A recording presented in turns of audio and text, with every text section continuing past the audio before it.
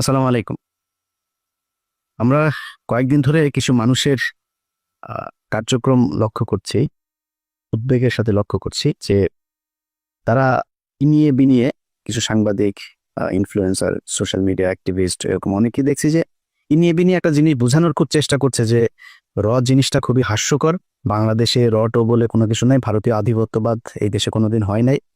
এর সাথে আবার এমন কিছু রাজনৈতিক দলও এটাকে হাস্যকর পরিস্থিতিতে নিয়ে গিয়েছে, যারাই এতদিন ধরে এই ভারতের গোয়েন্দা সংস্থা, ভারতের আধিপত্যবাদের বিরুদ্ধে কথা বলেছেন। তো ওই যে একটা কথা আছে না, যে যে যায় লঙ্কা সে হয় রাবণ। পরিস্থিতিটা অনেকটা এরকম। তো সুখ দেখলে দুঃখের কারণগুলো খুব দ্রুত ভুলে গেলে ওই সুখ কিন্তু বেশি দিন থাকে না, থাকবেও না। আমি একজনকে দিয়ে আজকে উদাহরণটা আপনাদেরকে দেব। এটা ওনাকে দিয়ে যদি দেই, তাহলে মোটামুটি অন্যদের উদ্দেশ্যটা কি সেটা আপনারা নিজেরা নিজেরা যদি একটু চিন্তা করেন, ওইটার সাথে মিলালে সবগুলো আহ বুঝে ফেলতে পারবেন। বিবি নুরুল হক নূর এই দেশের উদীয়মান একজন তরুণ রাজনীতিবিদ ছিলেন। তো ছিলেন কেন বললাম, সেটা হচ্ছে যদি সম্মুখ যোদ্ধা হিসাবে চিন্তা করেন, আমাদের চাইতে তিনি উৎকৃষ্ট মানের আওয়ামী বিরোধী একজন রাজনীতিবিদ বা যোদ্ধা, যেটাই বলেন। অনেক কিছু করেছেন এবং তার প্রতিদানও বাংলাদেশের মানুষ তাকে দিয়েছে। অকুণ্ঠ ভালোবাসা, অপরিসীম ভালোবাসা নুরুল হক নূর পেয়েছেন। না চাইতেই তিনি টাকা পয়সা পেয়েছেন। আমি নিজেও আমার এখানে অনেক বন্ধু বান্ধবের কাছ থেকে মানে একটা বিশেষ সংগঠন তারা করেছিল, আমি নিজে বলেছি ভাই ওদেরকে কিছু টাকা দেন। মাঝে মধ্যে এখান থেকে অনেক টাকা পয়সাও গিয়েছে, আমি নিজেও জানি। আমি নিজেও পার্টিসিপেট করেছি, আমার পকেট থেকে টাকাও দিয়েছি, তার পক্ষে কথা বলেছি, অনেক ভিডিওতে পোস্টে তার পক্ষে কথা বলেছে। তো উনি যেই ত্যাগ স্বীকার করেছিলেন সেটার জন্য উনি ওনার ভালোবাসাও পেয়েছেন। কিন্তু একটা জিনিস বলে রাখি, বিবি নুরুল হক নূর তিনি একজন সাহসী মানুষ। তিনি ঢাকা বিশ্ববিদ্যালয়ে যেই সময়ে যেভাবে কথা বলেছেন, যেই মার খেয়েছেন, আমি নিজে হলেও মানে ভাব মারার কিছু নাই, আমি নিজে হইলেও ওই ধরনের পরিস্থিতিতে ওইভাবে সামনাসামনি গিয়ে এই মারামারি মার খাওয়া এই পর্যন্ত টিকতাম কিনা আমি জানি না। তিনি সেটা করেছেন। বাট আরেকটা জিনিস বলে রাখি, পৃথিবীতে যত মানে চোর, বাটপার, ডাকাত, তারপরে প্রতারণার সাথে জড়িত যারা ছিনতাইকারী, সাহসী লোক কিন্তু আওয়ামী লীগের লোক কিন্তু সাহসী আছে। মানে বেশিরভাগ চোর, বাটপার, এই একটু উচ্ছৃঙ্খল টাইপের, হিংস্র টাইপের, যাদের ভেতরে কোনো মনুষ্যত্ববোধ কাজ করে, এই ধরনের লোকজন কিন্তু আওয়ামী লীগ করে বেশি। তো সাহস আছে, মার খেতে পেরেছেন, এটা দিয়ে সবকিছু পরিমাপ করা যাবে না। তখনই যাবে যখন আপনার সবকিছু দেশের জন্যই হবে। একটা সময় এসে মানুষের কাছ থেকে বিকাশের টাকা পয়সা নিয়ে ভাইকে গাড়ির ডিলারশিপকে করে দেয়া, কাতারে যায় তারপরে ব্যবসা করা, দুবাইতে গোল্ড স্মাগলারদের সাথে ব্যবসার পার্টনার নেয়া, এইগুলি করলে ওই সাহসটা আমাদের কাছে মনে হইতে পারে দেশের জন্য না। আপনার নিজের ফেম, নিজের জেদ, নিজের ক্ষমতা আপনার কাছে নেয়ার জন্য, ক্ষমতায় যাওয়ার জন্য আপনি এটা করেছেন। আপনি অস্বীকার করতে পারবেন যে আপনি মুসাদের সাথে দেখা করেন নাই, এটা অস্বীকার করতে পারবেন। আপনি অস্বীকার করবেন, যে বলবেন যে আমি এটা দেখা করি নাই। করতে পারবেন না। কেন করেছিলেন? কোন পরিস্থিতিতে? কোনো পরিস্থিতিতে আপনি করতে পারেন সেটা, কিন্তু আপনি করেছেন। আপনার বাংলাদেশের মানুষ, আমার মনে হয় এর চাইতে বেশি কিছু আর দরকার নাই আপনার মতো একজন ভণ্ডকে পরিচয় করার, চেনার জন্য। ওইটাই এনাফ, গুড এনাফ। এখন এরপর আপনি রাজনীতি করছেন, আমরা কিন্তু তেমন কিছুই বলছি না। আপনার মতো আপনি করেন, সব চিটার বাটপার দিয়েই তো রাজনীতিটা চলছে এই দেশে। আপনার মতো আরেকটা ছোট চিটার হইলো, যোগ হইলো, সমস্যা কোথায়? কিছু সময় তো আপনি হাসিনার বিরুদ্ধে কথাবার্তা বলেছেন, গুড, করেন, কোনো সমস্যা নেই। হঠাৎ করে এসে আপনি আমাদের বিরুদ্ধে কথা বলা শুরু করলেন। আপনাদেরকে বলে রাখি, ওনার সাথে তো আমার এই মানে গতকালকে ওনার সাথে আমার টেক্সট চালাচালি হয়েছে। উনি টেক্সট পাঠিয়েছেন, একটা মেসেজ পাঠিয়েছেন, কি বলতে চেয়েছেন ওইটা আমি শেষ অংশে বলছি আপনাদেরকে। তো ওনার সাথে ভালো সম্পর্ক। এর মাঝখানে একবার ওই যে মুসাদের সাথে দেখা করার পরে আমি ওনার বিরুদ্ধে একটা ভিডিও করেছিলাম, উনি কিভাবে মানুষের কাছ থেকে টাকা পয়সা টয়সা নেয় এটা নিয়ে। তারপরে আবার ওনার সাথে সম্পর্কটা উনি ভালো করেছেন। তা আমি চিন্তা করেছি খামাখা ওর সাথে ঝামেলায় যাওয়ার দরকার নেই। ঝামেলা যায়নি। হঠাৎ করে এসে আপনি 2 দিন আগে বিদেশে বসে থাকা ইউটিউবার, ফেসবুকার এরা হচ্ছে গিয়ে বাংলাদেশে পরিস্থিতি ঘোলা করার চেষ্টা করছে, এটা আপনি আরো 10 মাস আগে বলেন নাই কেন? তখন দিয়ে আমাদের কাছে হেল্প চাইতেন, বিভিন্ন প্রোগ্রামের দিতেন, লিঙ্ক দিতেন, তখনই বলতেন। তখন বললে বুঝতাম যে না, আসলে আমরা কোথায় এই দেশে বিশৃঙ্খলায় তৈরি করতে চাই। আপনি সেখানে আরো কিছু খুব গুরুত্বপূর্ণ কথা বলেছেন। এই ল অ্যান্ড অর্ডার এটা তো এখনো মব জাস্টিস দিয়ে চলছে অনেক ক্ষেত্রেই। সেনাপ্রধান কেন বলছেন যে এই সমস্ত মব জাস্টিস চলতে দেওয়া যাবে না, এবং আমরা নির্বাচনের কথা বলছি, উনিও নির্বাচনের কথা বলছে। এটা তো দোষের কিছু না। অযথা সেনাবাহিনীকে আপনার আরেকটা মুখোমুখি অবস্থানে দাঁড় করিয়ে একটা জনগণের মাঝে বিভ্রান্তি তৈরি করার তো কোনো মানে নাই। আজকে বিএনপির, আমি জানি না, আজকে এই আপনার এই বর্তমান তথ্য প্রযুক্তির এই যুগে সাইবার যুদ্ধ মোকাবেলা করার জন্য তাদের প্রস্তুতি কি? তাদের নেতাদের চরিত্র হনন করা হচ্ছে, যাকে তাকে রয়্যাল এজেন্ট বানিয়ে দিচ্ছে, ষড়যন্ত্রকারী বানিয়ে দিচ্ছে। আর এই যে একজন ইউটিউবার, ফেসবুকার, এরা হচ্ছে দেশপ্রেমী। দেশের বাইরে থেকে এরা আপনার দেশ স্বাধীন করে ফেলেছে, সিনিয়র নেতাদের চরিত্র হনন করছে। এইগুলো নিয়ে আমি জানি আপনাদের এগুলো কনফিউজ করে কিনা। তো এইভাবে যদি মানুষের মাঝে বিভ্রান্তি তৈরি করে, তাহলে তো মানুষ বিভ্রান্তিতে পড়বে। কথায় কথায় একে ওকে ট্যাগ লাগায় দেয়। ট্যাগ লাগায় দেয় মানে কি? আমরা তারেক রহমানের বলছি নাকি, কারণ খালেদা জিয়াকে বলছি, ভারতের চর বলছি কখনো? সালাউদ্দিনকে কেন বললাম? ওই মির্জা আব্বাসের সাথে গেঞ্জা। মির্জা আব্বাসকে তো আমরা রয়ের লোক বলি নাই। ওই গোয়ারশর চন্দ্র রায়, তারে রয়ের লোক বলি, এরে বলছি। ফখরুল্লে বলি। বিএনপিতে তো হাজার হাজার লক্ষ লক্ষ কোটি কোটি মানুষ, কেউ বলি না তো? ওই শামা ওবায়দরে বলছি। এদের বলি কেন? নিশ্চয় কারণ আছে। সবাই তো বলি না, আপনারও তো বলি নাই। আপনার বিরোধী জন কথা বলছে, কারণ আপনি যে ওদের ওই অন্য দেশের গোয়েন্দা সংস্থার সাথে দেখা করে আসেন, আপনারা কিন্তু আমরা রয়ের লোক বলি নাই তখনও। তো যাদেরকে বলি তাদের পেছনে নিশ্চয়ই কারণ আছে। সালাউদ্দিন সাহেব শিলংয়ে গেলেন, শিলংয়ে যায়, তারপরে সেখানে সাদা লুঙ্গি, সাদা পাঞ্জাবি পরে বিশাল বাংলোর মধ্যে ঠ্যাঙের উপর ঠ্যাং তুলে দেয়া, তারপরে তিনি বসেই করেন, লোকজনের সাথে দেখা করেন, সাক্ষাৎ করেন, ছবি তোলেন, পোলাও কোরমা খায়, আবার পছন্দ মতো নারীও সাপ্লাই পায়, সবই পেয়েছে। তো কিছুই হয়নি। দেশে আসার পরে আজকে 10 মাস আপনাকে যদি এইভাবে কোনো একটা দেশের গোয়েন্দা সংস্থা ওই দেশে তুলে নিয়ে যাইতো, সেটা আপনার দেশে যারা যারা, যে আইন শৃঙ্খলা বাহিনীর সদস্য যারা যারা এটার সাথে জড়িত, ওই দেশে যারা জড়িত, দুই পক্ষের বিরুদ্ধে আপনি অভিযোগ করবেন না? 10 মাস হয়ে গেল। ওনাকে একবার ডেকেছিল ওই আইসিটি, আপনার ওই ইন্টারন্যাশনাল ট্রাইব্যুনাল, যেটা, যে উনি জিজ্ঞেস করেছে কি হয়েছে, কিটি বিবরণ দিয়েছে, ওনাকে বলা হয়েছে অভিযোগ করতে। উনি অভিযোগ করেন নাই। অভিযোগ না করে তিনি চলে এসেছেন, তার আইনজীবীকে নিয়ে বসে আমরা পরে করব। And it's been 10 months. এই 10 মাসের মধ্যে আমি সময় পান, আপনার 10 বছর যারা জীবন থেকে ধ্বংস করে দিল, আপনি তাদের জন্য 10 মাসে এসব আপনার অভিযোগ নাই, কোনো আপনার তাদের ব্যাপারে ক্ষোভ নাই, আপনি সেটা গায়েব করে দিলেন। এখন আমি যখন এটা নিয়ে আলোচনায় আনলাম, আপনার ওনার আইনজীবী একটা পোস্ট করেছেন। এই ব্যক্তি বলেছেন যে উনি সময় পান না, এটা সালাউদ্দিন সাহেবের দোষ না। ওনাকে বলেছেন সালাউদ্দিন সাহেব আগে, উনি সময় পান না, এই জন্য করা হয়নি, এটা মানুষ খাবে।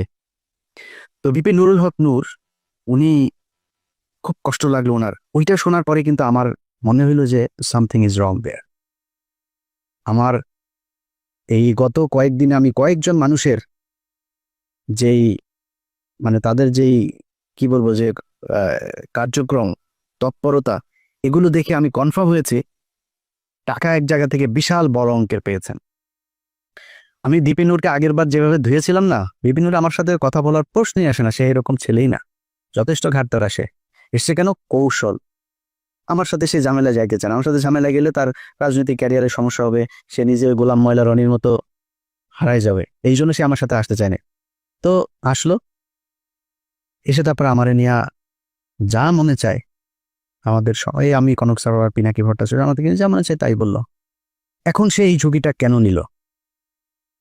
এইটার পেছনে এমন একটা অ্যামাউন্টের টাকা সে পেয়েছে যেটা তাকে বাধ্য করেছে এই কথাগুলো বলতে। ইলিয়াস আমার বিরুদ্ধে বলল, পিনাকি আমার বিরুদ্ধে বলবে, কনক সরোয়ার বলবে, সমস্যা হবে না। যেটা পেয়েছে এইটা বিশাল অঙ্কের, অনেক বড় অঙ্কের একটা অ্যামাউন্ট পেয়েছে।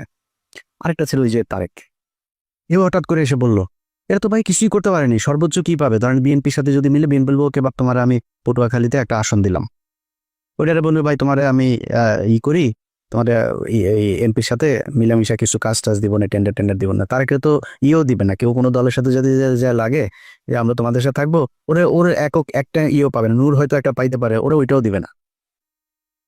তো ও আমার পিছনে লাগলো, আমাদের নিয়ে কথা বললো, অথচ এরা সবাই কিন্তু আমাদের সাথে খুব ভালো সম্পর্ক বজায় রাখে। মানে আমি এটা বলছি না যে আমি বিশাল আকারে কোনো কিছু, এটা না, মানে ও ভয়ে হোক আর ভালোবেসে হোক আর মানে পরিস্থিতির কারণেই হোক আমার সাথে ভালো একটা সম্পর্ক, এবং এটা খুব স্বাভাবিক ব্যাপার, এটাই রাখা উচিত, তারা রাখেও। আমি দেশের বিরুদ্ধে যাইনি তো। হঠাৎ করে এসা একসাথে আপনি লেগে গেলেন। So, আমরা তো জানি টাকা পয়সা কোত্থেকে আসে, কোত্থেকে টাকা পয়সা দিচ্ছে।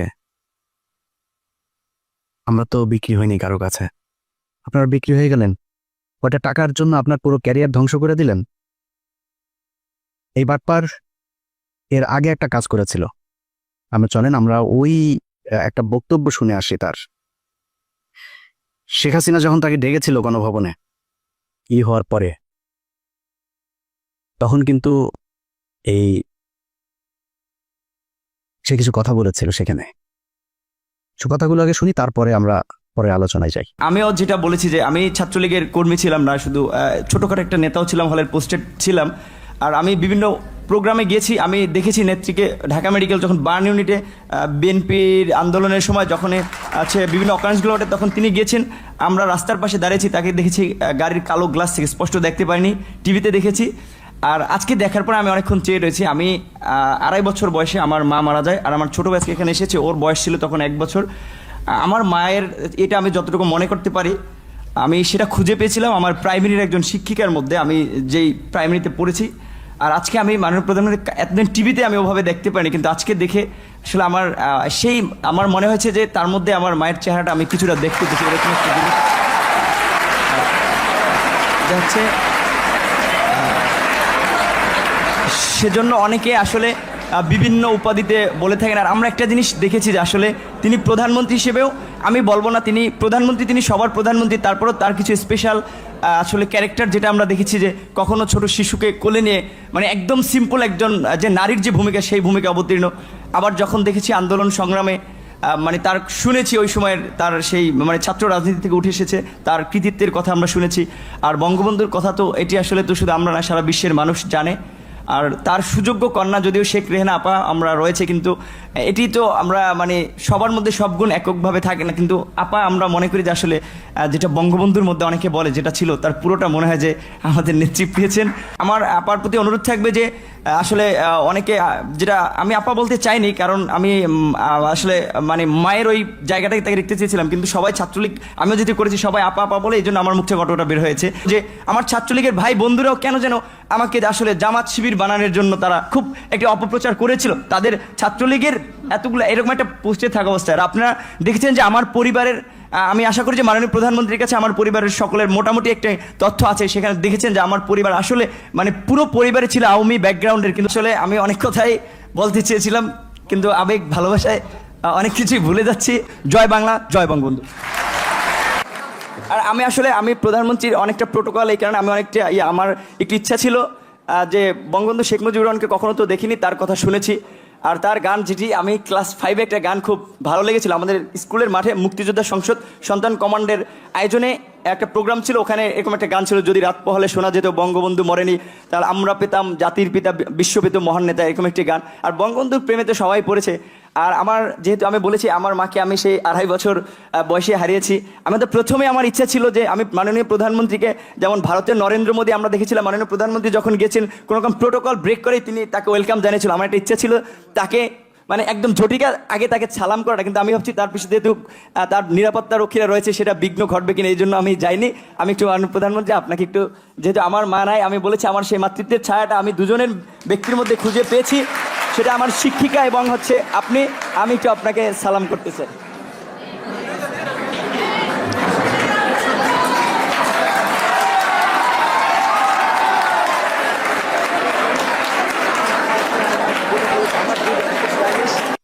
আচ্ছা, এই যে বক্তব্যটা সে দিয়েছে, এই বক্তব্যটা আপনারা শুনলেন। এই বক্তব্যটার কনক ভাই তার ইউটিউবে 2 দিন আগে আরেকবার দিয়েছে, ওইটার লিঙ্ক আবার আমি আমার ফেসবুকে শেয়ার দিয়েছিলাম।